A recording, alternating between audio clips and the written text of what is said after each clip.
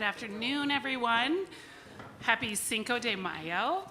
Today is May 5th, your Rotary Club of Ames meeting. Please join me in the Pledge of Allegiance. I pledge allegiance to the flag of the United States of America and to the republic for which it stands, one nation, under God, indivisible, with liberty and justice for all.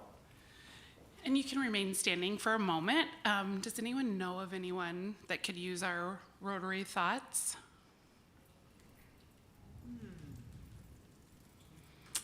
Okay, hearing none specific, we'll just take a quick moment.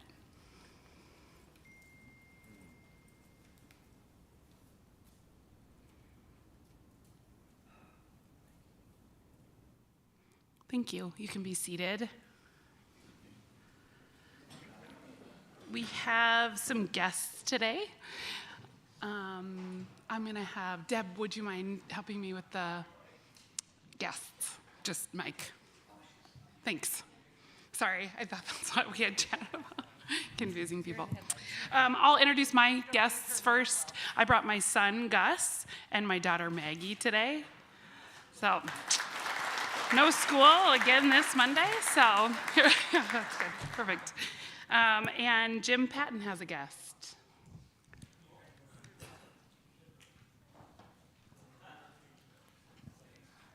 Well, some people have told me that my guest has been here often enough that she should be a Rotarian, so we're working on that. But I brought my guest today is my wife, Diane. Thank you. Welcome, Diane. Perfect. And Jean Cressy has a guest.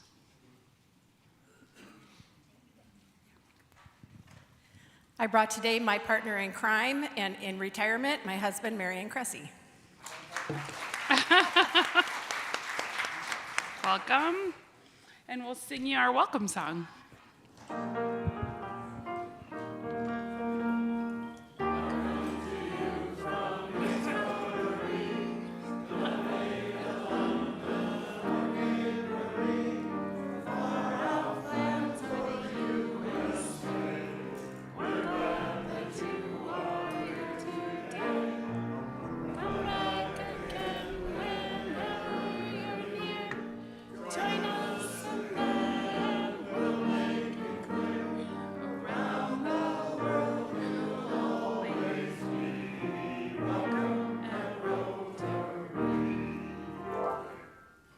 Thanks, Louie.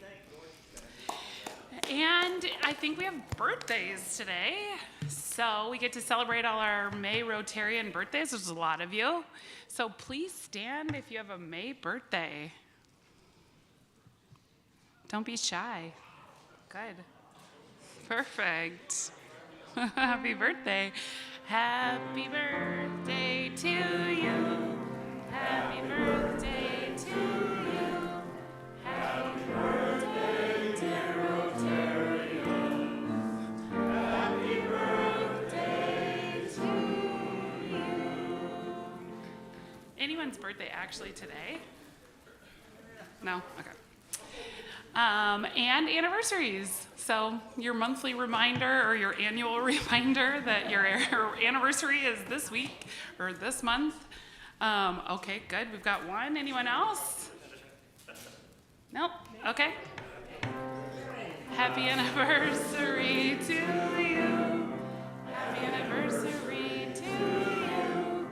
Happy anniversary, dear Rotarians. Happy anniversary to you. Good. And same. Any of your anniversaries actually today? Anyone's anniversary today? Nope. My brother and sister-in-law's is tomorrow, and that was fun. We had a good Cinco de Mayo themed rehearsal dinner the night before, so from what I can remember, it was a good time. So thank you for being a member. We have 36 years all the way down to 1 year. So if you're up on there, thank you from the bottom of our hearts for joining us and being a member of our Rotary Club. Okay, and Lisa Heddens is still taking volunteers. Special Olympics opening ceremony is Thursday, May 22nd. So if you'd like to volunteer, please see Lisa or send her an email. She does need anyone who's volunteering, you, or if you're bringing anyone with you, your full name and your date of birth. So my kids and I will be there. Come join us. It's always a good time. We give lots of hugs. And anything else you want to say about that, Lisa? I'll just say that you don't need to be there till about 6 p.m. It's generally over around 8:30 or 8:30 or whatever. It's just a lot of fun. We meet right at the, kind of the drive-in entrance on the west side of Hilton. Yeah, like Just under go down- Johnny's, kind of? Yeah, under Johnny's. Yeah. Just meet down there. They can give you lanyards to say volunteer, but they don't have special Olympic t-shirts, and so that might be something in the future, is if we have Rotarian Oh, yeah, shirts, that'd be it'd be nice. great to They used to give us t-shirts, so yeah, we'll try to wear something or have Rotary t-shirts next year. Good. So please see Lisa if you're available that night. And I do have a sign up in the back. perfect. And there's a sign up in the back. And then I can't remember who's coming up to talk about. Dave? Fox? I'm looking for Karen because she'll tell me what to do. Is this your slide? Yeah. Okay, come on up. Yeah, thanks.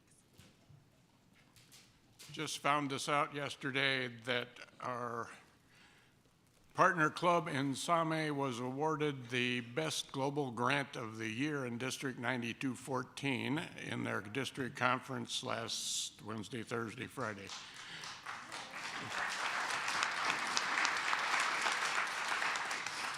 One of their former presidents, Zawadi Andrew, was there to receive that award. He's the one we may have mentioned is in grad school, and the university he's going to happens to be closer to Dar es Salaam than Same is, so that's why he ended up going. So, thank you.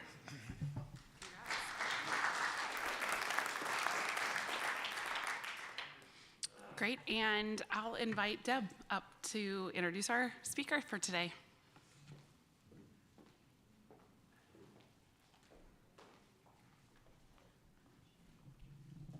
Thanks, Katie, and good afternoon, everyone. It is my pleasure to introduce a fellow Rotarian who's celebrating 1 year this month of being a member of our club, so thank you for that, Dr. Kitchell. Dr. Kitchell received his BS from Iowa State and MD from the University of Iowa College of Medicine. He is board certified in neurology and practiced neurology from 1979 until 2024 at McFarland Clinic, where he also served as board president from 1999 to 2016 and medical director of quality from 2016 to 2024. He has given presentations to the U.S. Senate in 2003 and the U.S. House Energy and Commerce Subcommittee on Health in 2009 on healthcare physician payment and quality issues. So let's welcome Mike to the podium.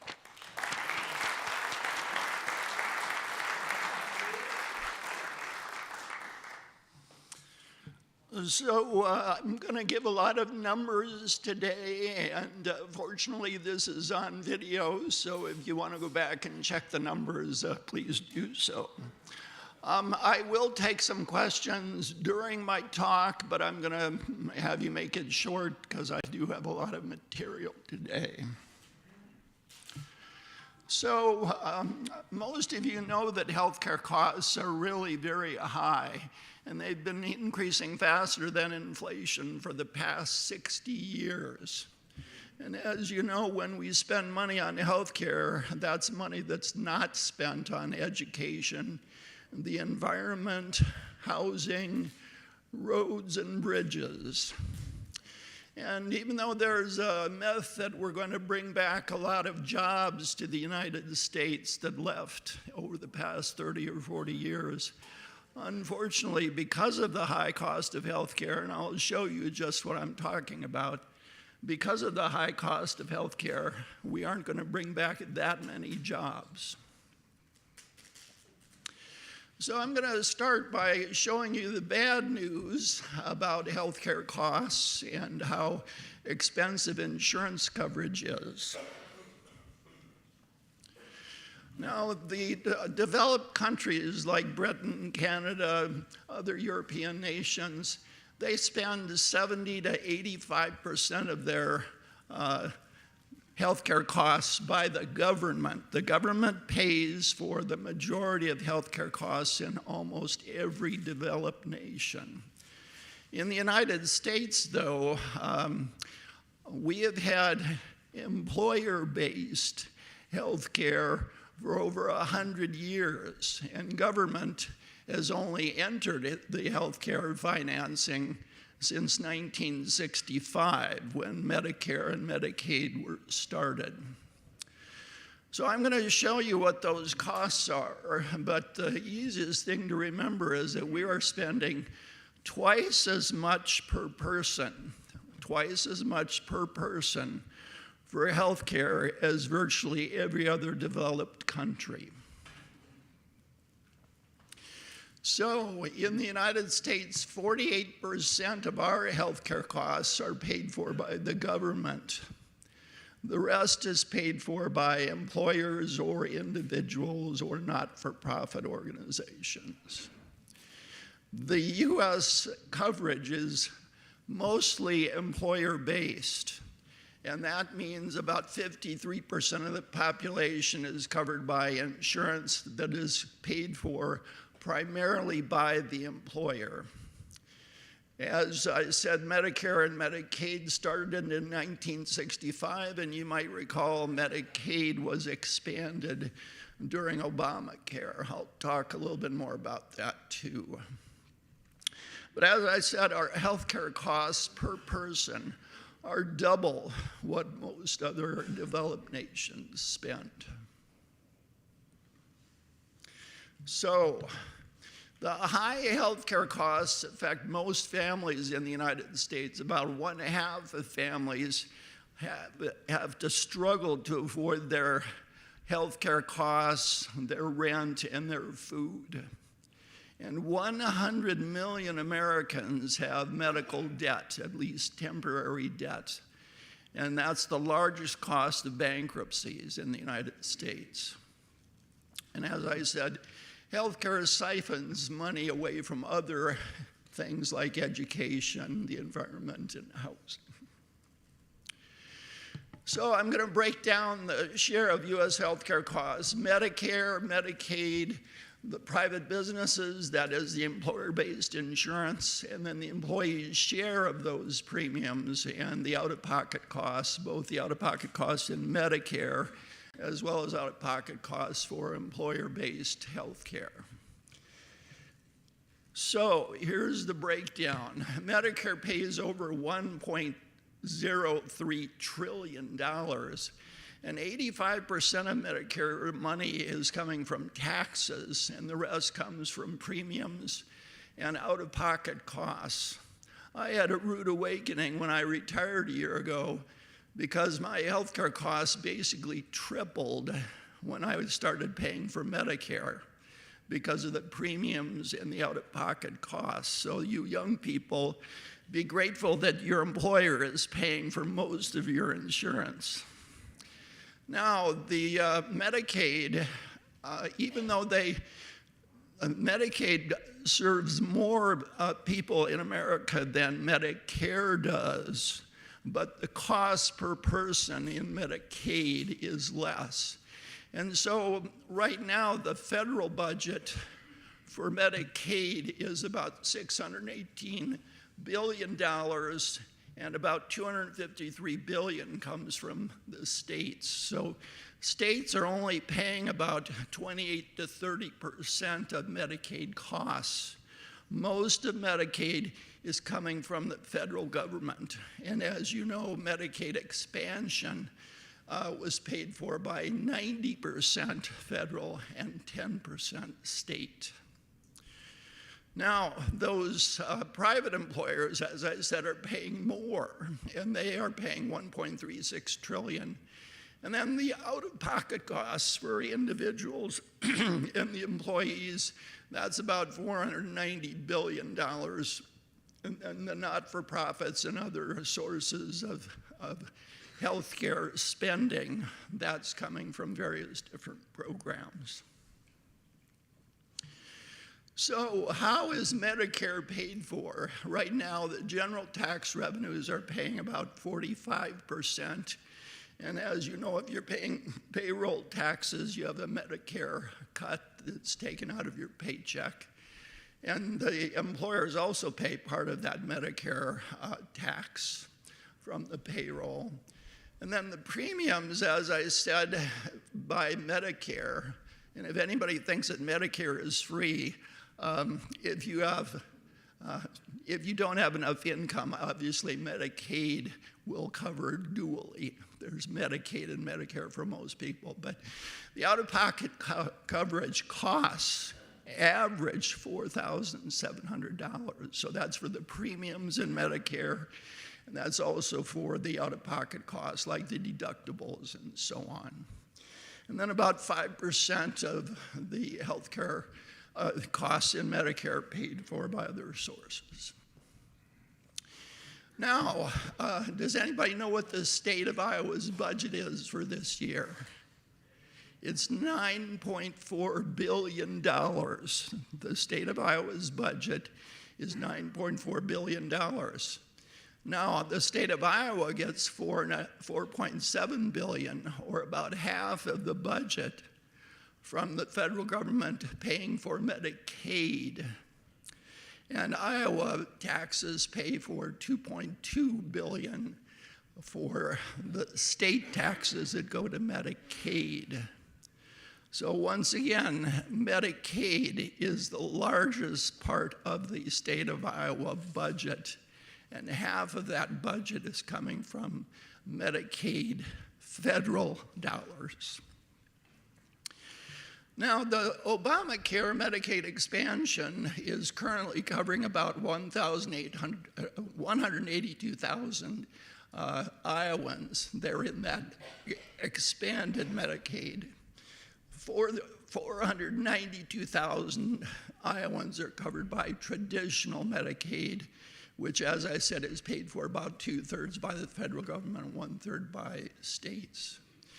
So right now there are 672,000 people in Iowa covered by Medicaid. Nationwide, Medicaid covers 48% of our children. The Children's Health Care Insurance Program and Medicaid cover 48% of our children in this country. Now, the 182,000 Iowans who are covered by expanded Medicaid are the ones who might be affected by some of the federal budget cuts. I heard that Trump said yesterday that he would not cut Medicare, Medicaid, or Social Security, but he did say that he's going to cut out all the fraud, waste, and abuse. So we'll see exactly what happens. Okay, so most people think that government runs healthcare, and that's actually a myth. Even Medicare, the Medicare Advantage product, 55% of the US citizens on Medicare are covered by private insurance called Medicare Advantage plans. Iowa is probably about 40% Medicare Advantage. And even Medicaid, I think you recall, Medicaid was switched over to private insurance coverage called managed care companies. So Medicaid in Iowa, just like 71% of Medicaid programs around the country, 71% of all Medicaid patients are covered by private insurers called managed care companies. So, as I was saying, most of Medicare and Medicaid is administered by private insurance, not by government-run insurance. It's private insurance. So, here's the really bad news. I'll give you some good news by the end. The average yearly cost of employer-paid private insurance coverage for one employee's family, that's a family of 4, what do you think the cost of that is nationally? Not Iowa. The good news is Iowa is much less, but guess what the cost for that employer-paid insurance is per year? The average cost for employer-based insurance in this country is $24,000 for a family, and the employer is paying the majority of that. The employer is paying $17,500 per year. Now, as I said, there are large geographic variations. California and New York City, for example, have even a higher cost for the employer and for Medicare and Medicaid as well. So Iowa is one of the 3 to 4 lowest cost states with regard to healthcare costs. And it's usually 30% lower than the average, and it's about half of the cost per person or per patient as compared to California and New York City for the businesses in those areas. So, as I said, the national average for a family insurance is $17,500 for the employer, and then for single employees, it's a little cheaper, obviously. That's about $8,400, and that is about $7,000 that the employer pays for a single employee's health insurance. So again, when we want to bring the jobs back from Mexico or other countries where the labor costs are less, the businesses who moved away from Iowa, like in Webster City, for Frigidaire, for Newton, in the Maytag Company in Newton, those businesses moved their operations to other countries where the labor costs and the benefit costs are much less. So again, the wages for an average US employee, the employer is paying about $30 an hour for their wages, and they're paying about $13 an hour for their benefits. That's retirement and healthcare costs.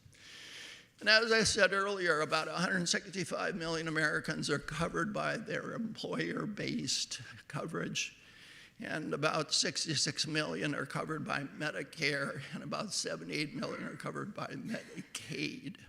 As I said, Medicaid is about 48% of kids are covered by Medicaid.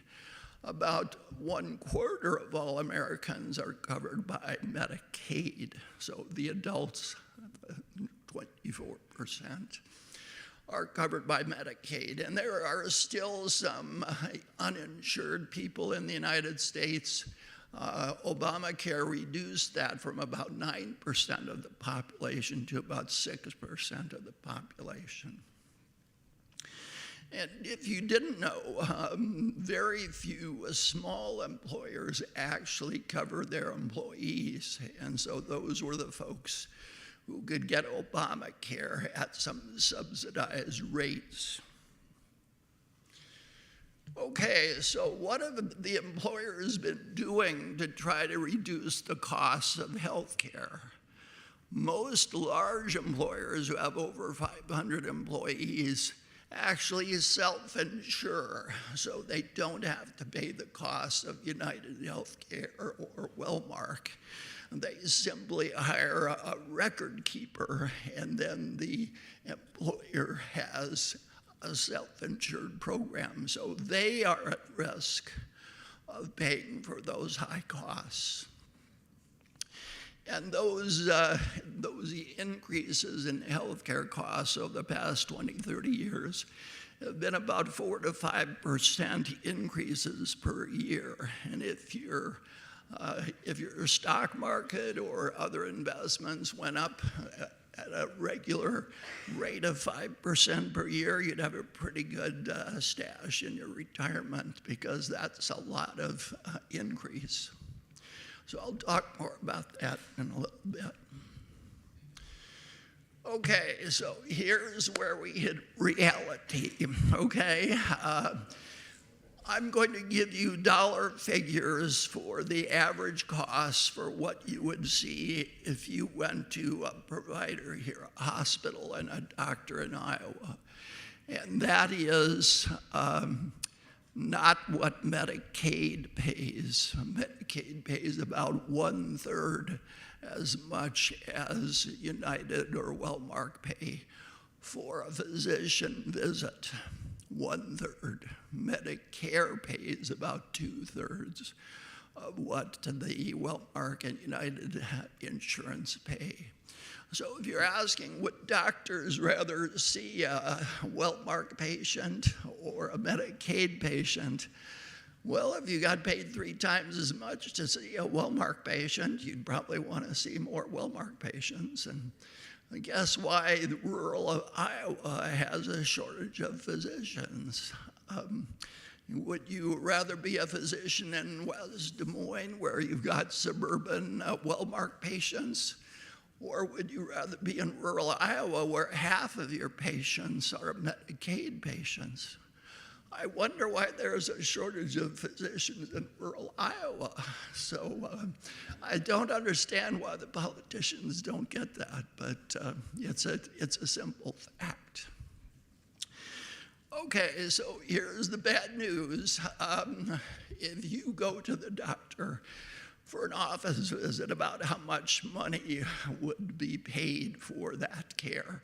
You know, some insurance pays more, some insurance pays less, but what does an emergency department visit cost? It's a lot more. Then what would a routine hospital stay cost for 5 or 6 days? Then if you had a patient who had COVID and was in the intensive care unit, and that had to be on the regular floor, and then had to go to rehab where they would get stronger, what would that stay cost? So here's the bad news. If you go for a routine office visit, if you're not going to have something else done to you, it's going to cost about $100 to $150 for that office visit. For an emergency department visit, let's say you slipped on the ice and you banged your head and they do a CAT scan on you. Well, you'd easily come up with $1,000 or $1,500.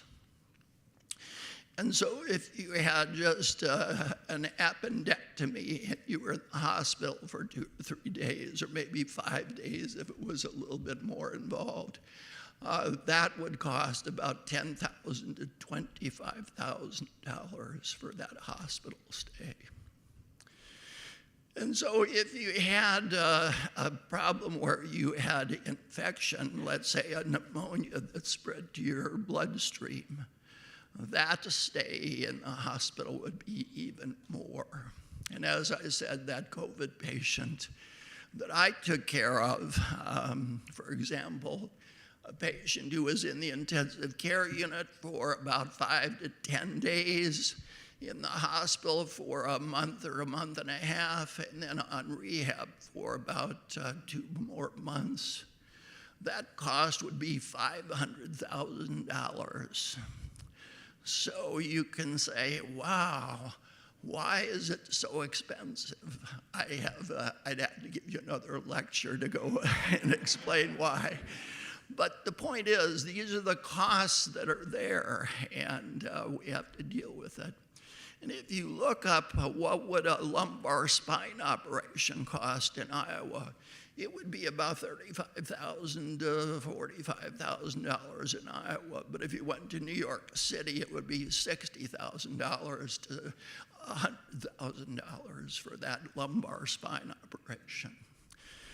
So as I said, the average for those costs is much higher in other states. I often wonder why we don't have medical tourism to Iowa. Why don't we say to that business in New York City, you know, if you want to fly them out to Ames or Iowa City, you could get your health care for half the cost, and then you could send them back on the plane. I don't understand why there's no medical tourism.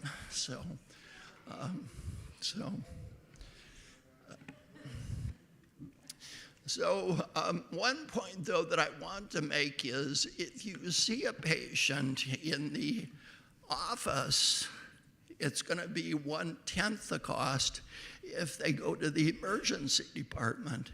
And if you got the patient to get their COVID vaccine and they don't get COVID, then they don't have a $20,000 to $500,000 bill for their COVID infection. So prevention is the key. And so I'm going to be talking about the quality of care. And that's what I'm talking about, is how can we prevent people from slipping on the ice, breaking a hip, and costing $45,000 for their care. That's what we need to do. So we'll get to the good news here shortly. Now, as I said, the healthcare costs have been increasing at a much higher rate than the rate of inflation. And back in 1965, healthcare costs were $210 per person. Gosh, that seems like unbelievable, but it was $210 per person. And now it's $14,400 per person. In other words, that's 68 times as high as just 60 years ago. And if you were wondering, well, what does inflation do? Well, $10 back then in 1965 would be worth about $100 now. So that's inflation. But even if you take inflation into account, we're still spending 6.8 times as much as we were in 1965. And as I said, the total cost of the care, of health care, is $4.8 trillion.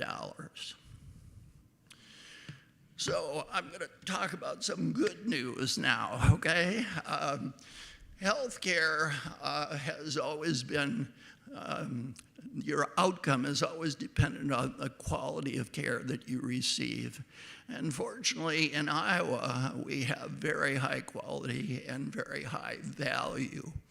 And when I'm talking about value, I'm not just talking about the bigger size box is a better value than the smaller size box, because unless you know what's in that box, it's going to make a difference. So one thing, though, that I do want to emphasize right off here is that quality is not related to cost of health care. I repeat that.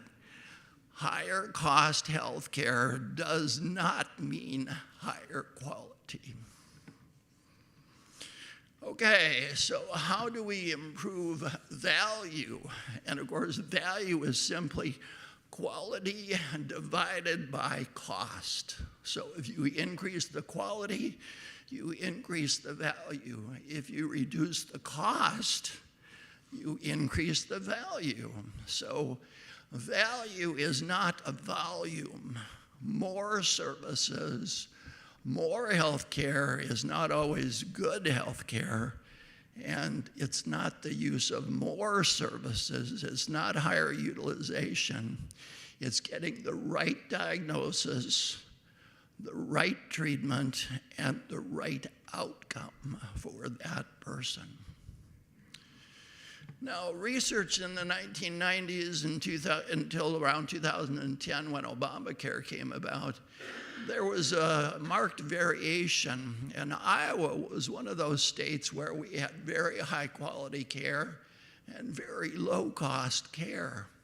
And so the researchers decided to figure out, well, why is it that there's such a variation in quality and such a variation in cost in the United States?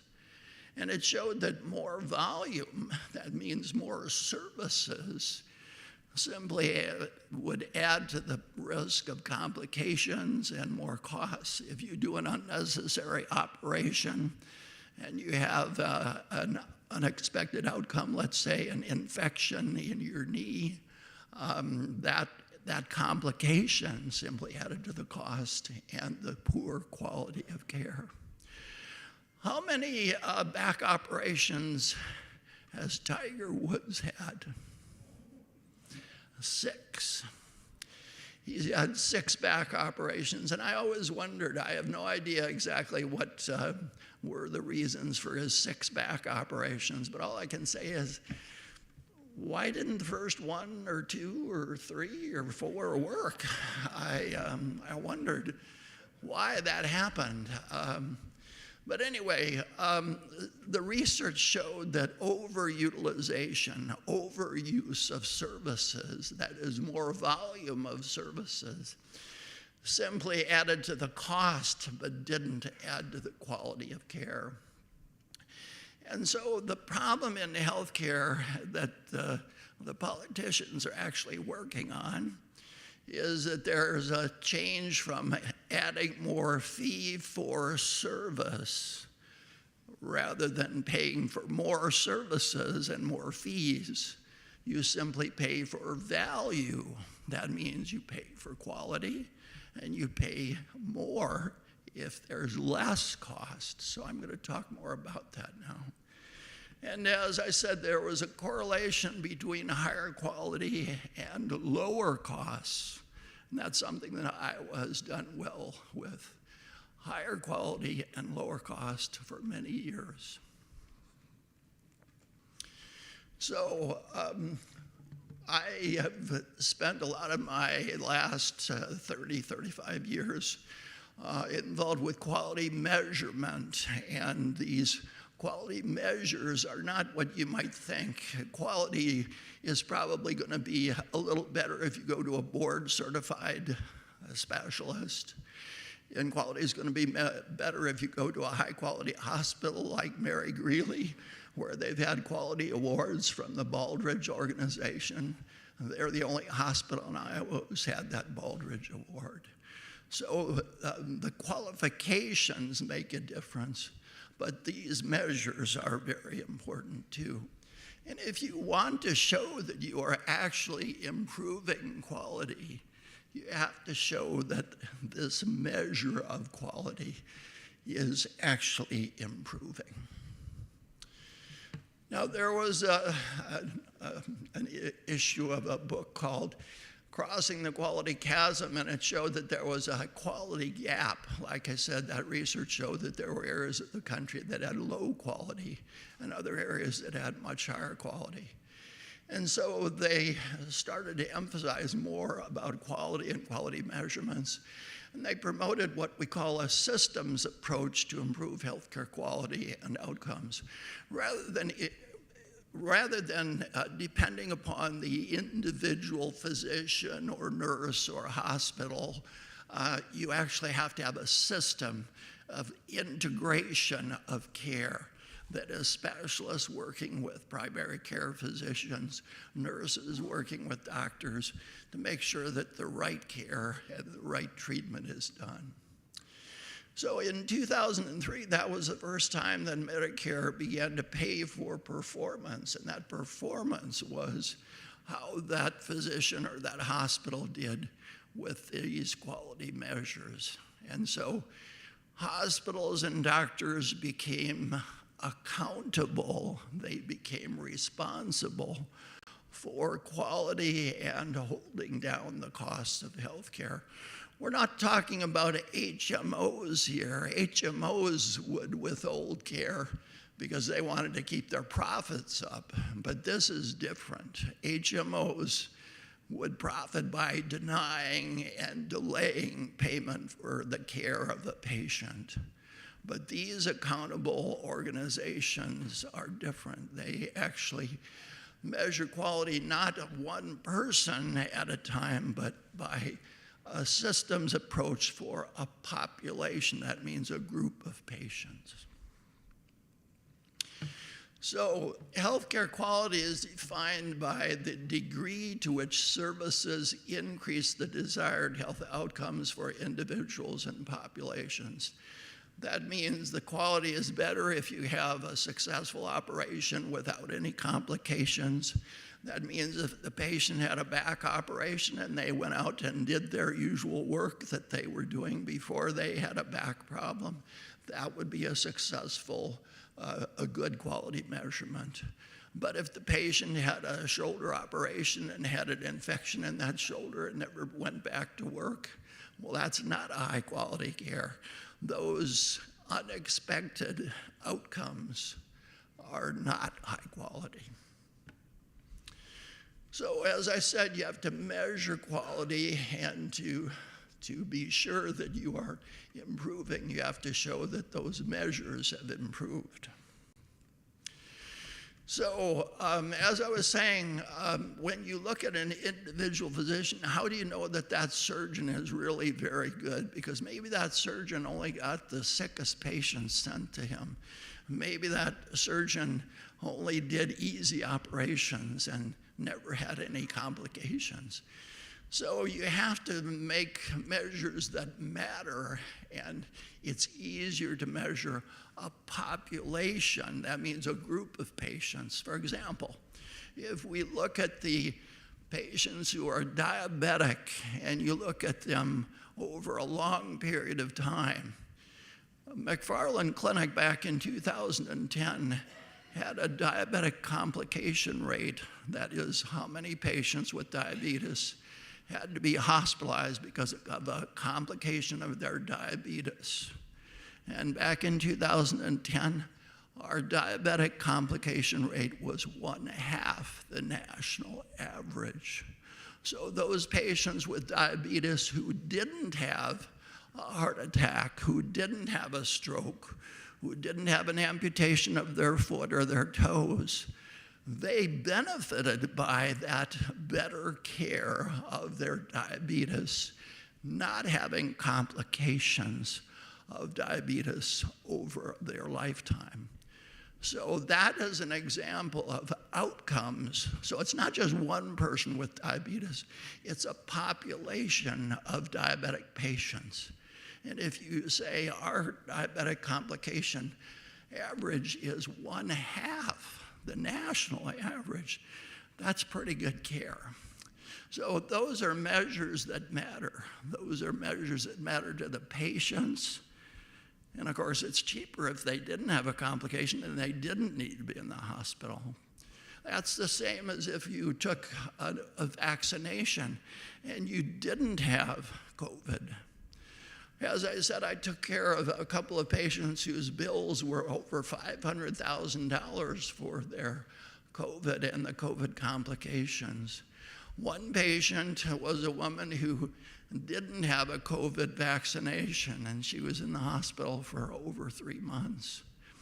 The other was a man who had a really bad COVID infection early before he got vaccinated. But fortunately, we all had a celebration when he went home from the rehab program after 3 months. And he went home. The only sad part about it is that his wife died from COVID.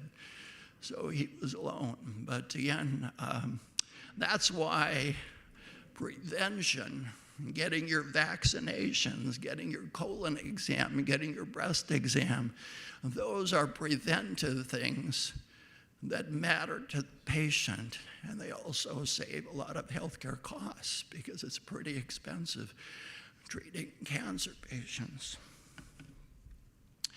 So as I said, certain measures are more important, and those outcomes of diabetic patients who don't have complications, those outcomes of the patients who got their vaccinations and didn't need to be hospitalized, or they didn't die because of that vaccination, those are better measures than what we call process measures. A process measure would be if a patient went to the emergency department and had some chest problems and shortness of breath, and the chest x-ray showed a pneumonia, that would be treated by an antibiotic quickly, and that's a process measure. So process measures are good, but they're not as good as the outcome measures, because what if that patient actually didn't have a pneumonia and had congestive heart failure that was causing congestion in the lungs? And so they got their antibiotic, but it didn't do them any good. So again, process measures don't matter as much as outcome measures.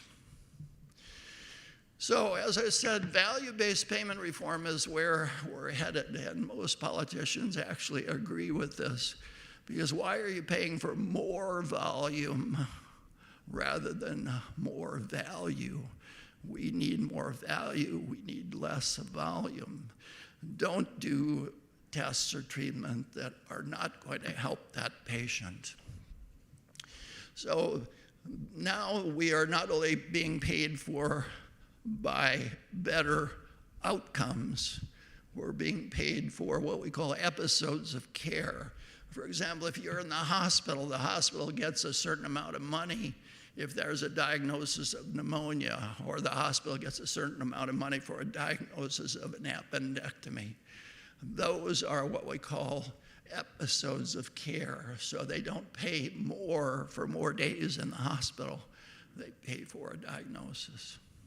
And as I said, population-based payment is also very important. And that's what we call capitation per capita. Then if I have enough time, I'll talk a little bit more about accountable care organizations. McFarland Clinic has had an accountable care organization with both Wellmark and Medicare since 2013. And most of you in this room are being cared for by McFarland Clinic and Mary Greeley, which are part of an accountable care organization.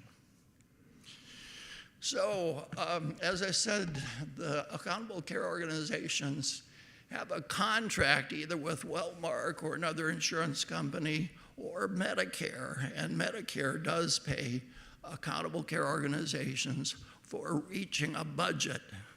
And that budget is based on a certain amount of patients, let's say 17,000 patients in Medicare or 50,000 patients in Wellmark. And if those patients, with all of their various different costs per year, don't go way over the budget, if they're below that budget, then the accountable care organization gets rewarded by a share of the savings. So national studies show that groups like McFarland Clinic in accountable care organizations save the government, save Medicare, $450 per patient per year. So if you save that much money for 10 years, it's an incredible amount of savings. So you can tell I'm pro accountable care organizations.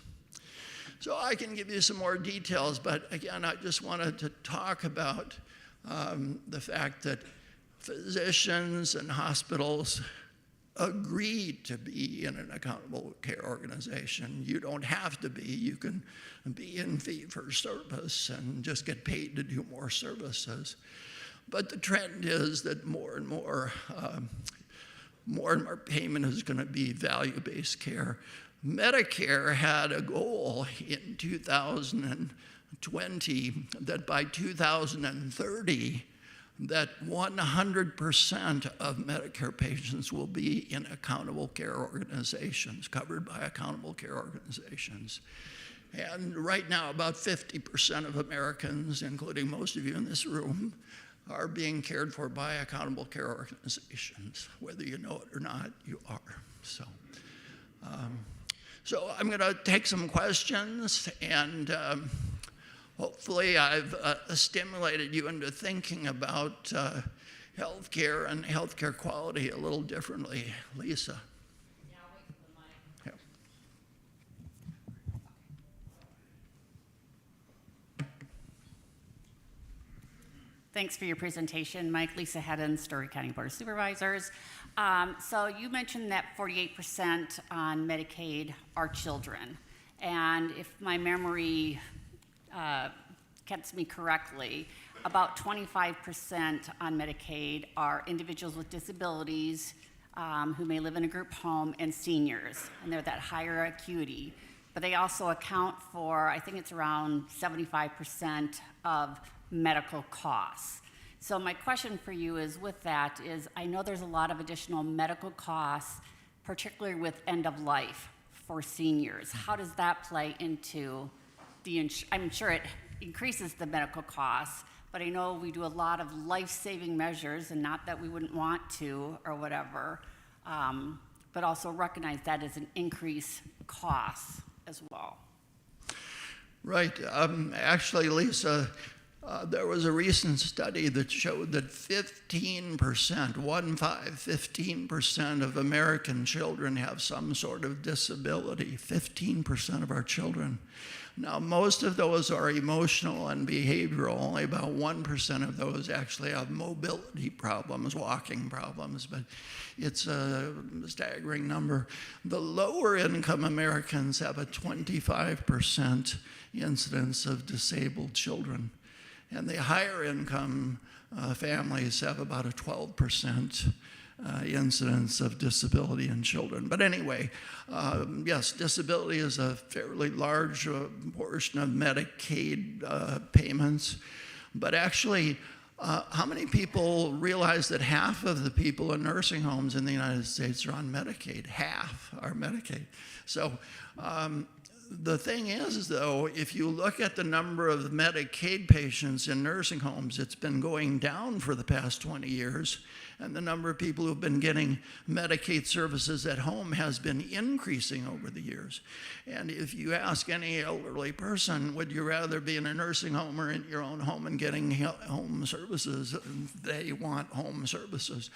So let's hope that that doesn't get cut with any Medicaid budget problems. But as I showed you, the amount of dollars that we spend in Iowa on Medicaid are pretty high. But the majority of Medicaid is actually not spent on kids. The disabled kids are more. But an average child in the United States, it doesn't cost that much. That's why older folks are costing more per person than the younger people are. Okay, Marion. Can I go? No, go ahead. Mike, over here. Okay, yep. I have Medicare for my basic coverage. My understanding is that Medicare covers about 80% of your health care costs. So to cover the remaining 20, I have a supplemental policy. And I think, is that still the case, or is that going to change? No, the supplemental policies have all shapes and sizes, and I can't really summarize it. But when Medicare started in 1965, 80% of the premium for the Part B, which is the outpatient stuff, it's not just doctors, it's outpatient stuff, but 20% of Medicare bills was going to be covered by that 20%. But then supplemental insurance came along and they said, hey, well, if you give Walmart some money, they will pay your 20% for your bills. The problem is traditional Medicare doesn't have a maximum unless your supplemental program gives you a maximum. So make sure you read your supplemental program. But there are like 12 different supplemental programs. And remember, Medicare Advantage is private companies, and the private companies, they want to make a profit off of you, so I don't want to discourage you from having Medicare Advantage because some Medicare Advantage programs are pretty good. But again, Medicare Advantage pays for hearing, vision, and dental. Most of them do. So, yeah, Mary. Jean Cressy, retired. This isn't really a question, but it is kind of a question. So when we talk about healthcare, you also brought up behavioral health or mental health or substance abuse. And my concern or my question is, if Medicaid is paying, 2/3 or whatever they're paying, how do, especially in rural communities like Iowa, how do providers provide the services? So we're not only in a desert for healthcare providers, but we're in a desert for mental health care providers and substance abuse providers. Right. So good luck. That's a very good question. Medicaid, as I said, for an office call, let's say Dr. Carlisle saw a patient in his office for an office visit. Medicare would pay about $33 for that office call, but Wellmark would pay $96. So, if your question is that a problem in rural America? Yes, because many, for example, psychiatrists, the psychiatrists at Mary Greeley take Medicaid, but almost all private practice psychiatrists do not see Medicaid because they pay so little.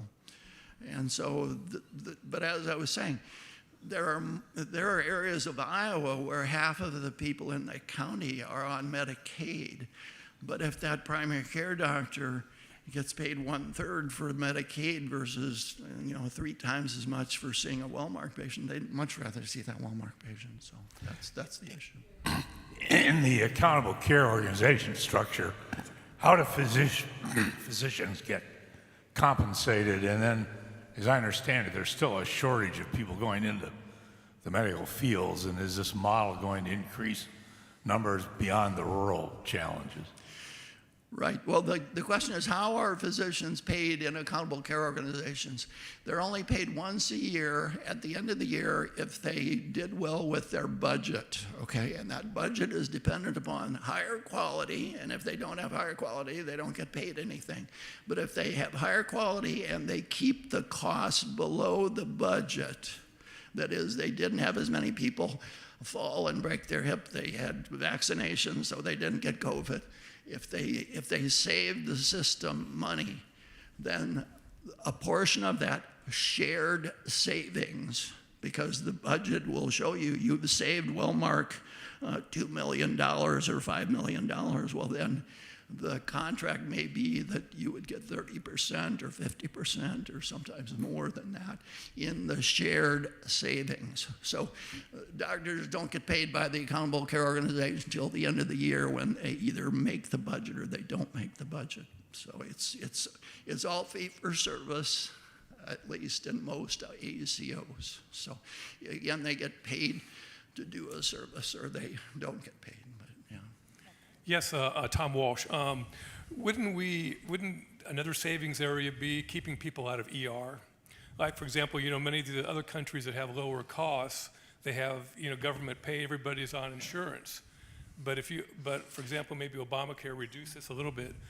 But when people become desperate, they have no insurance, they end up in ER, which is much more expensive. Yes, that's exactly the strategy of most accountable care organizations.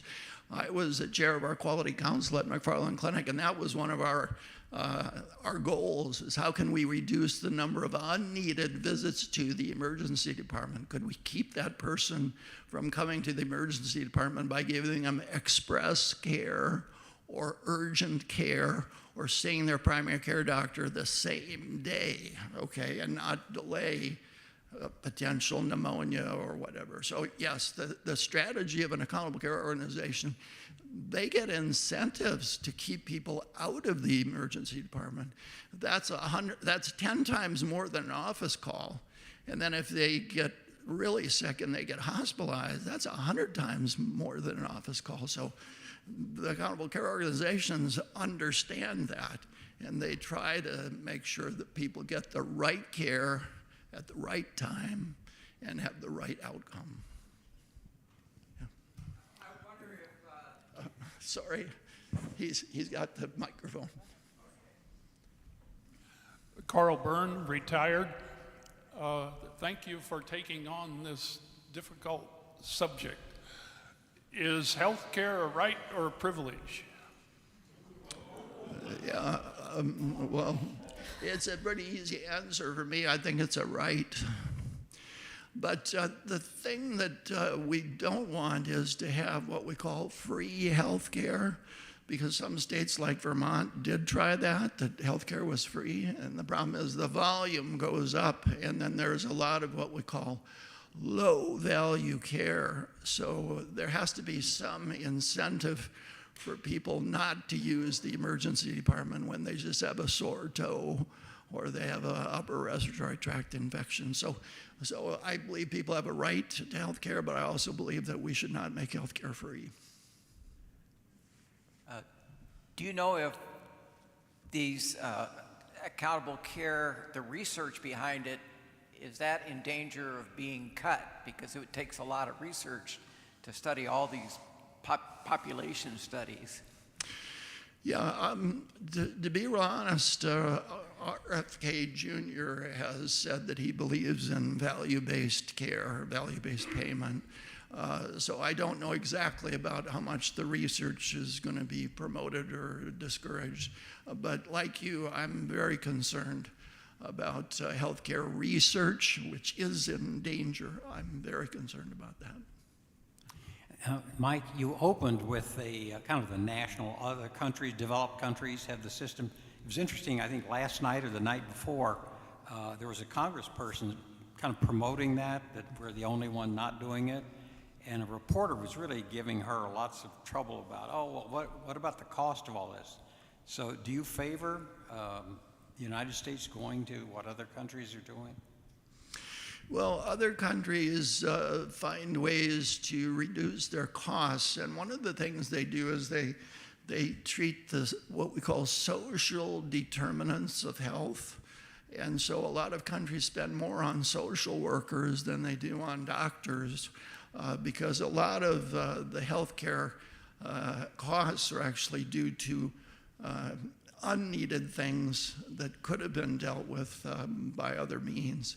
And so by preventing diseases and preventing expensive things, that's our way to have success. So I think more money needs to be spent on those social determinants of health, because if you look at the life expectancy of people in America, you can look at the zip codes in the Chicago region. One zip code about a mile from another zip code, the life expectancy in one area of Chicago is 90 years old life expectancy. But just down the road, in another zip code, their average life expectancy is 60 years old. So there's a 30-year difference. And that's the environment. That's the social strata. That's the, they don't realize they should have gone to get their colon exam. They should have gotten their breast exam. They should have gotten a vaccination. So that's the issue. Dr. Kitchell, we'll take one more question. We've got it for Jim. And then a comment was made by one of our fellow Rotarians. Are you giving the same talk with the League of Women Voters coming up soon? I'm giving a pretty similar talk, so I'm going to add a little bit more. Okay. So. Okay, all right. Okay, Jim, you want to go with your question? Jim Moore, retired. One of the things we see happening in some fields due to innovation is the use of equipment to do like deep brain stimulation, for example. And that usually is a one-time treatment as opposed to for epilepsy, I believe, among other things. And if that's, to the extent that that's successful, do you see that as more cost-effective, which is what you've in part and perhaps correctly focused on, than medications which may or may not work in terms of other mental health kind of brain problems?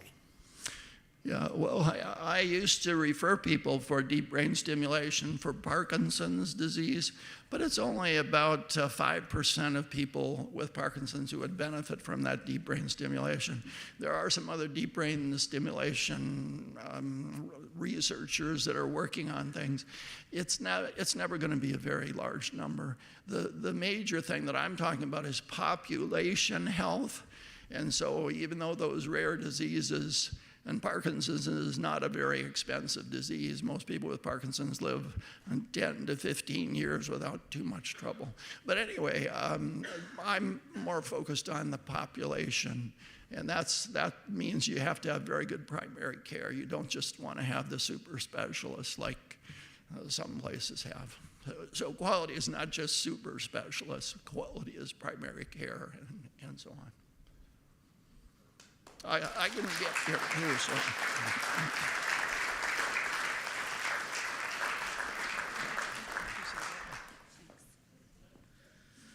Thank you so much, Dr. Kitchell. Lots of good information. I think we could have all listened to a lot more, so appreciate it.